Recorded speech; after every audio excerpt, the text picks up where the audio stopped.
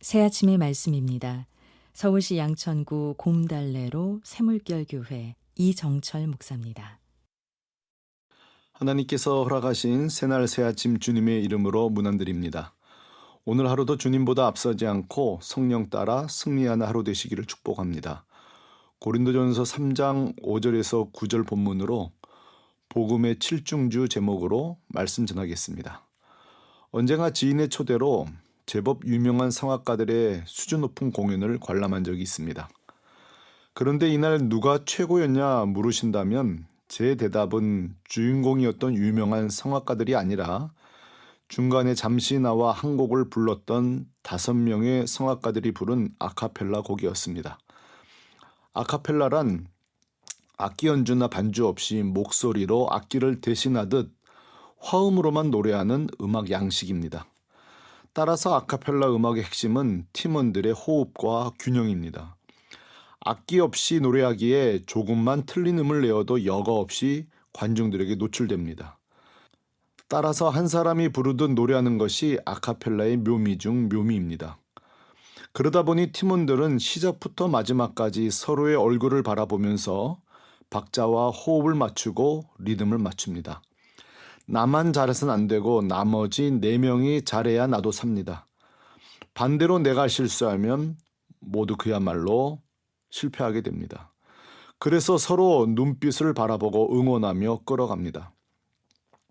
그날 그들의 공연에서 바로 이런 조화와 균형이 있었기에 너무 아름다웠습니다.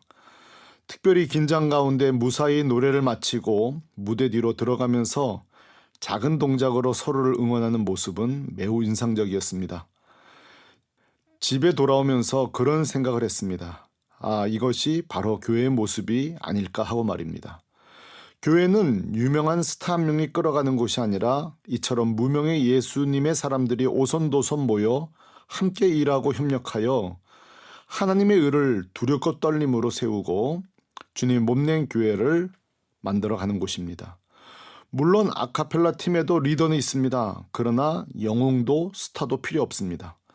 하나님의 교회에도 리더는 필요합니다. 그러나 자신이 영광을 취하는 스타, 영웅은 필요하지 않고 하나님이 주시지도 않습니다. 교회 공동체는 그저 무명의 한 사람이면 족합니다. 오늘 본문은 교회 공동체가 어떤 곳이 되어야 하는지 가장 선명하게 보이는 구절로서 사도 바울은 불신자 한 명의 구원의 과정을 여러 사람의 동역의 결과라고 설명합니다.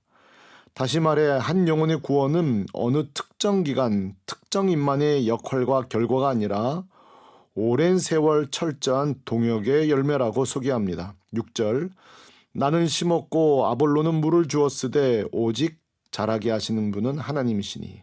아멘. 바울은 한 사람의 구원을 위해 사용된 3사람의 손길을 소개하는데 첫째, 바울은 심었고 이 말은 바울이 최초의 복음을 그 사람에게 들려줬다는 말입니다. 그리고 두 번째 사람 아볼로의 역할입니다. 물을 주었으되 이 말은 이미 복음을 들은 자에게 아볼로가 지속적으로 추가 말씀을 가르치고 영적 영양분을 주었다는 것입니다. 그리고 결정적 사역이 등장하는데 오직 하나님께서 자라게 하셨나니 아멘. 하나님께서 믿어지게 하시고 자라게 하신 것입니다. 이것이 바울이 소개하는 복음의 동역, 음악으로 치면 복음의 합주입니다. 그런데 이것은 바울이 매우 단순하게 요약해서 그렇지 사실 더 치밀한 몇 개의 손길이 있습니다. 먼저 사실 구원의 출발은 창세전에 하나님이 택하신 것입니다. 애청자 여러분, 누가 구원받습니까? 복음의 최초의 시작은 택함 받은 자가 구원받습니다. 그리고 성령의 손길이 더해집니다. 특별히 성령이 하시는 일은 2가지입니다. 먼저 복음을 들을 때 이해할 수 있도록 빛을 비춰주십니다. 이것을 영적 조명이라고 합니다. 그리고 깨닫고 이해하고 마침내 믿어지게 하십니다. 이것이 성령님의 결정적 사역입니다. 따라서 우리가 복음을 전하고 반드시 기도해야 한다고 그렇게 강조하는 이유가 여기 있습니다.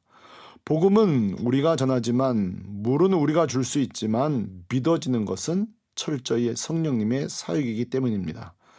그래서 바울은 교회 모든 사역자들을 향해 이렇게 말합니다. 9절 우리는 하나님의 동역자들이요 너희는 하나님의 밭이요 하나님의 집이니라. 아멘. 우리가 전도할 때 그러므로 당장 믿지 않는다고 해서 실망할 필요 없습니다. 오래전 내가 전도했을 때는 비록 믿지 않았지만 훗날 누군가 복음의 생수를 주어서 믿게 됩니다. 이것이 복음의 신비입니다.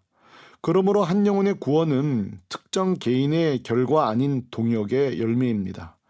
최근 한 분을 전도할 때 바로 이 동역의 기쁨을 제가 경험했습니다. 몇 주 전 한 장로님께서 수요 예배 후 본인이 섬기고 있는 소그룹의 한 가정 이야기를 하시면서 그분의 부친께서 멀쩡하시다 한 달 만에 드러누워 움직이질 못하시는데 반드시 예수 영접하기 원하신다는 말씀을 저에게 전해주었습니다. 제가 병든 성도, 임종 직전 성도에게 전도하는 일을 기쁘게 여기신다는 것을 장로님이 아셨기에 요청하신 것입니다. 문제는 그 부친이 계신 곳이 교회 근처가 아니라 논산이었습니다. 그럼에도 불구하고 무조건 가기로 결정했습니다. 왜냐하면 목사는 성도가 요청하면 어디든 가는 것이 사명이고, 둘째, 요청하신 가정은 용인에서 여기 양천구까지 매주 오시는데 제가 제주도인들 못 가겠습니까? 마침 기차표도 있고 해서 저녁에 도착하여 복음을 전할 때 88세 이재구 아버님께서 낯선 목사의 등장에 조금은 어색해 하셨지만 매우 친절하게 맞아주셨습니다. 제가 판단할 때 조금 어색할 것 같아서 이럴 때는 노래만큼 좋은 게 없기에 마침 함께 간 전도사님이 성악 전공자였기에 노래를 부탁했고 아주 멋지게 주 하나님이 지으신 모든 세계를 찬양해 주었습니다. 그렇게 찬양과 함께 복음이 전달되었고 성령의 강권적인 역사로 아버님은 큰 소리로 영접 기도를 따라 하셨습니다. 그리고 나는 이제 죽어도 갈 곳이 정해졌다. 나는 천국 간다고 말할 때에 아내와 아들 며느리 모두 울고 감격하였습니다. 이렇게 복음을 전하고 내오신 복숭아를 먹을 때 우리는 더 놀라운 소식을 알게 되었습니다. 어르신은 과거 교회에서 학생회장도 했었고 성은감리교회가 세워질 때 이방호 목사님으로부터 복음을 들은 적이 있다는 것입니다. 그러니까 이날 제가 최초의 복음을 전한 것이 아니었습니다. 이미 복음의 씨앗은 오래전 뿌려졌고 이날 성령의 역사 가운데 열매 맺은 것뿐입니다. 그날 밤 12시가 다다여 서울집으로 돌아오면서 88세 이재구 아버님의 구원 역시 오랜 세월 동역의 결과라는 것을 알게 되었습니다. 창세전에 하나님께서 택해 주셨고 오래전 이방호 목사님이 복음을 전하셨고 논산에 목사님이 꼭 오셨으면 좋겠다고 아들의 간절한 바람이 있었고 그리고 그 사실을 저에게 전달해서 복음의 다리를 놓아주신 한 장로님의 요청과 저의 복음 제시 전 한 전도사님의 찬양 그리고 제 복음 제시 성령의 강력한 역사 벌써 7손길의 작품이었습니다. 음악으로 치면 복음의 7중주 합주였습니다. 이 과정에 영웅이 어디 있고 스타가 어디 있습니까? 모두 동역의 열매입니다. 다시 한번 깨닫습니다. 건강한 교회는 결코 특정 한 사람에 의해 움직이는 곳이 아닙니다. 최근 당회에서 저의 안식오를 결정해 주실 때 한 장로님께서 말씀하십니다. 목사님, 교회는 알아서 움직이니까 걱정하지 말고 다녀오십시오 라고 말입니다. 제가 한 달 쉴 수 있는 것도 감사하지만 더 감사한 것은 목사 없어도 그 교회는 괜찮다, 걱정하지 말라는 말에 감사했습니다. 맞습니다. 저희 교회는 제가 없어도 소그룹도 예배도 선교도 위원회도 그대로 움직입니다. 왜냐하면 장로님들의 동역 때문입니다. 그리고 동료 목회자들의 섬김 때문입니다. 교회가 여전히 부족하지만 성령 안에서 오손도손 동역의 구조가 된 것이 너무 감사합니다.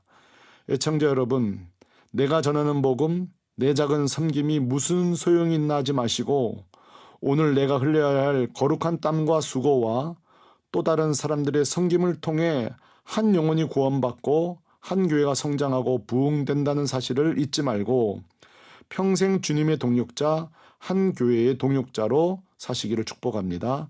아멘. 새 아침의 말씀, 서울시 양천구 곰달래로 새물결교회 이정철 목사였습니다.